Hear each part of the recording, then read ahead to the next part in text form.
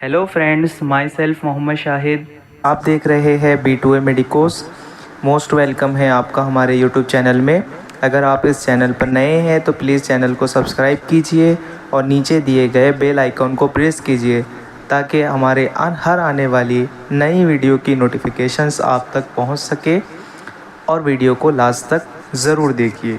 आज के हमारे वीडियो का टॉपिक है बेल्स पाल्सी। बेल्स पाल्सी यानी कि फेशियल नर्व पाल्सी, यानी कि जो 7 क्रैनियल नर्व होती है हमारी, जिसे हम फेशियल नर्व कहते हैं, उसकी पाल्सी या पैरालिसिस हो जाना। ठीक है, अब हम ये समझेंगे कि ये बहुत ही कॉमन यानी कि अचानक होने वाली पेरिफेरल फेशियल पैरालिसिस की एक बहुत कॉमन टाइप्स होती है।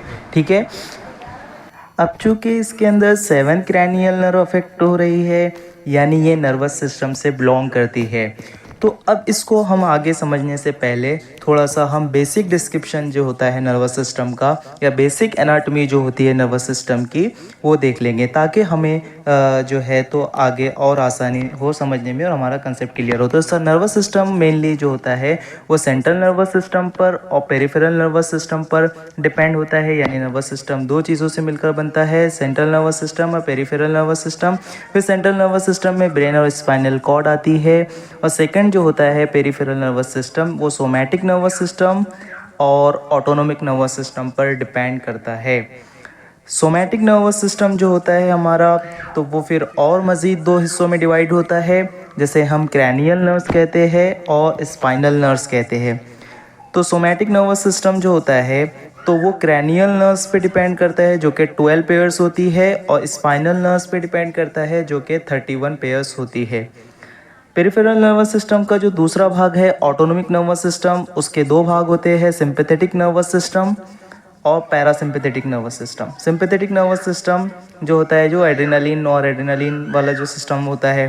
पैरासिम्पैथेटिक वो जो हमने पढ़ा था कि कोलिनर्जिक वाला सिस्टम जो होता है, जिसमें एसिटिल कोलिन वगैरह आता है।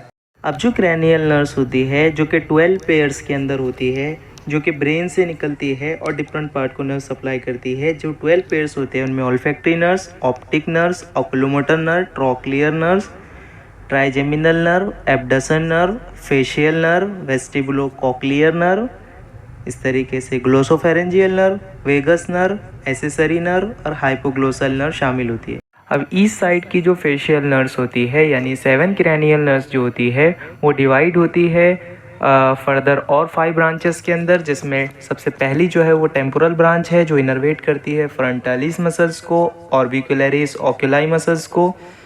सेकंड जो होती है वो जाइगोमेटिक ब्रांच होती है जो इनर्वेट करती है ऑर्बिकुलरिस ओक्यूलाई मसल को। थर्ड जो होती है उसके नीचे बक्कल ब्रांचेस जो होती है वो इनर्वेट करती है ऑर्बिकुलरिस ऑरिस, जाइगोमेटिकस, बक्सिनेटर मसल को। फोर्थ जो होती है मार्जिनल मैंडिबुलर ब्रांच जिसे कहा जाता है वो इनर्वेट करती है मेंटालिस मसल्स को। और फिफ्थ जो होती है वो होती है सर्वाइकल ब्रांच जो होती है वो इनर्वेट करती है प्लैटिज्मा मसल्स को। बेसिक एनाटॉमी समझने के बाद अब हम आते हैं हमारे टॉपिक्स पे। What is the Bell's palsy? Bell's palsy क्या होती है?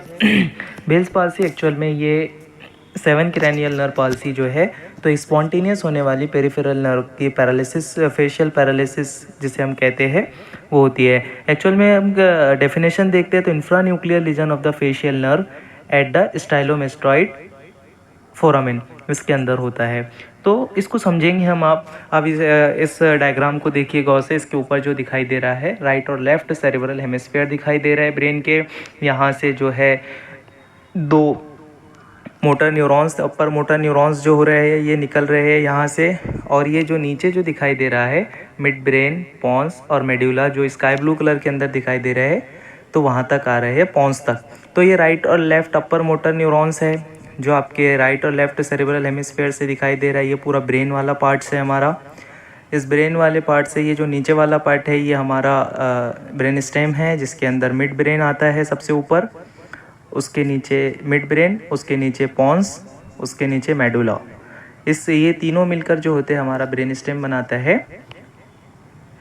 तो यहाँ जो होता है तो ये अपर मोटर न्यूरॉन्स जो है तो ये निकलकर पॉन्स तक आते हैं, और पॉन्स में जो होते हैं ये अपना इनका फेशियल नर्व न्यूक्लियाई होता है, यानी कि फेशियल नर्व का न्यूक्लियाई जो होते हैं ये पॉन्स के अंदर, पॉन्स में होते हैं। ठीक है। ये न्यूक्लिया यहाँ आते हैं और यहाँ से ये न्यूक्लिया यहाँ पर होते हैं और यहाँ से जो है तो अपर वाला पार्ट जो होता है तो वो फोरहेड, अपर वाला पार्ट जो है न्यूक्लियस का, वहाँ से लोअर मोटर न्यूरॉन्स जो होते हैं वहाँ से निकलने वाले वो फोरहेड को सप्लाई करते हैं और जो नीचे निकलने वाले हैं वो आपके मैक्सिलरी रीजन्स को सप्लाई करते हैं, यानी नीचे जो मैक्सिला नीचे होता है फोरहेड के उसको सप्लाई करते हैं। तो एक्चुअल में लोअर मोटर न्यूरॉन्स के अंदर ये लीजन बन जाता है, इसी की वजह से बेल्स पाल्सी होती है। यहाँ पर किसी भी इटियोलॉजिकल फैक्टर्स की वजह से मोस्टली सस्पेक्ट करते हैं हम कि हर्पीस सिम्प्लेक्स वायरस का इन्फेक्शंस के बाद में दिखाई देता है, ये वायरल इटियोलॉजी है इसकी, तो इसको हम समझते हैं। तो फिर अब नेक्स्ट जो है हमारा कि अच्छा हो जाता है तो होने के बाद में हमारे साइन एंड सिम्टम्स ये क्या आते हैं कि पेशेंट के अंदर क्या दिखाई देता है, क्या साइंस हमको देखने को मिलते हैं। तो यहाँ डायग्राम्स आप देख रहे हैं कि इनको फेशियल पाल्सी हुई है, राइट साइड दिखाई दे रहा है आपको। तो राइट साइड का नर्व कॉम्प्रेशन क्या है, नर्व्स के अंदर इन्फ्लामेशन हुआ है, नर्व कॉम्प्रेशन है या नर्व्स के अंदर लीजन बना है, उसकी वजह से जो है तो राइट साइड का जो है तो ये फोरहेड दिखाई दे रहा है। यहाँ पे जो रिंकल्स है हॉरिजॉन्टल जो लेफ़्ट साइड में प्रेजेंट है और राइट साइड में एब्सेंट है, नहीं दिखाई दे रहा है क्योंकि इस साइड की बेल्स पाल्सी हुई है, फेशियल पैरालिसिस हुआ है।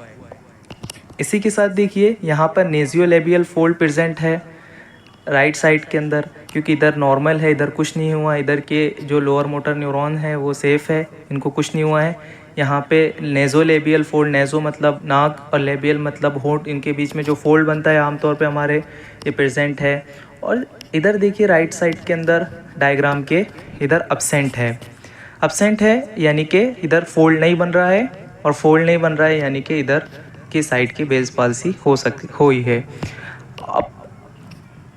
अब यहाँ पर देखिए कि यहाँ इधर जो आँख बंद करने का बोले हैं पेशेंट को, तो पेशेंट ने आसानी से आँख बंद कर लिया, लेकिन राइट साइड में आँख बंद नहीं हो रही है। तो एक्चुअल में क्या होता है कि जिस साइड अफेक्टेड साइड जो होता है वो मोशनलेस हो जाता है और फोरहेड पर के रिंकल्स डिसअपीयर हो जाते हैं। I can not be closed, जो आँखें होती है हमारी वो क्लोज नहीं हो पाती है, ठीक है। और हाँ, फेशियल नर्व एक मिक्स्ड नर्व होती है जो मोटर फाइबर के अलावा पैरासिम्पैथेटिक फाइबर्स जो कि इनर्वेट करते हैं लैक्रिमल ग्लैंड से और सलाइवरी ग्लैंड से, अफेरेंट फाइबर्स जो कि टेस्ट रिसेप्टर से आते हैं, इस तरीके से सोमैटिक अफेरेंट फाइबर जो होते हैं जो कि external auditory canal and pinna से आते हैं। तो जो अफेरेंट फाइबर्स होते हैं जो कि टेस्ट रिसेप्टर से आते हैं वो एंटीरियर 2/3 जो होती है टंग की उससे आते हैं। तो अब इस नर्व के अफेक्ट होने की वजह से, इनके फाइबर्स के अफेक्ट होने की वजह से इनके नॉर्मल फंक्शन से अफेक्ट होते हैं। तो पेशेंट्स के अंदर सलाइवा जो होता है एंगल ऑफ माउथ से फ्लो डाउन होते हुए दिखाई देता है, यानी कि गिरते हुए दिखाई देता है। टीयर्स जो होते हैं आँखों से निकलते हुए दिखाई देते हैं पेशेंट के अफेक्टेड साइड वाले पार्ट की तरफ से। ये साइंस हमको दिखाई देंगे। तो थैंक यू फ्रेंड्स पूरी वीडियो देखने के लिए, आपका बहुत बहुत शुक्रिया। खुदा हाफिज़।